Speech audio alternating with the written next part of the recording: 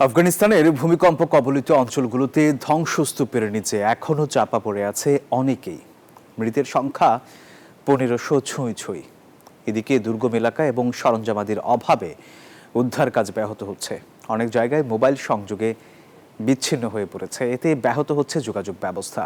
ইতিমধ্যে ভূমিকম্পে বিধ্বস্ত দেশটিতে সাহায্যের হাত বাড়িয়ে দিয়েছে চীন, ভারত, সুইজারল্যান্ড সহ বেশ কয়েকটি দেশ। ধ্বংসস্তূপের ভেতর থেকে হতাহতদের খুঁজতে প্রাণপণ চেষ্টা চালিয়ে যাচ্ছে উদ্ধারকর্মীরা। অনেকে আবার ব্যস্ত ঘরবাড়ি থেকে ভগ্নাবশেষ পরিষ্কারে। পরিস্থিতি এখনো সংকটজনক। ভূমিকম্পের ফলে এখনো হালকা কম্পন অনুভূত হচ্ছে।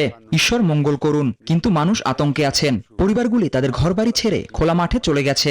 সেখানে তারা গত রাত থেকে এখন পর্যন্ত অপেক্ষা করছে।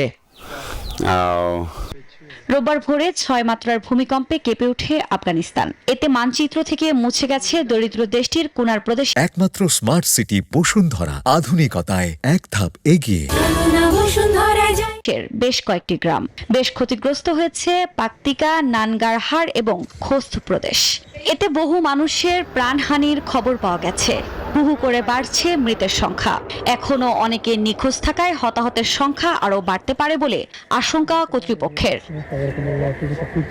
যদিও গণমাধ্যমের তথ্য বলছে ধ্বংসাবশেষে রাস্তাঘাট বন্ধ হয়ে গেছে, দুর্গম এলাকা এবং সরঞ্জামাদির অভাবে ব্যাহত হচ্ছে উদ্ধার কাজ।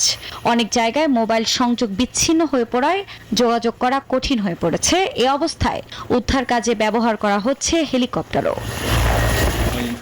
ভূমিকম্পে বিপর্যস্ত দেশটিতে সাহায্যের হাত বাড়িয়ে দিয়েছে চীন, সুইজারল্যান্ড, ভারত সহ বেশ কয়েকটি দেশ।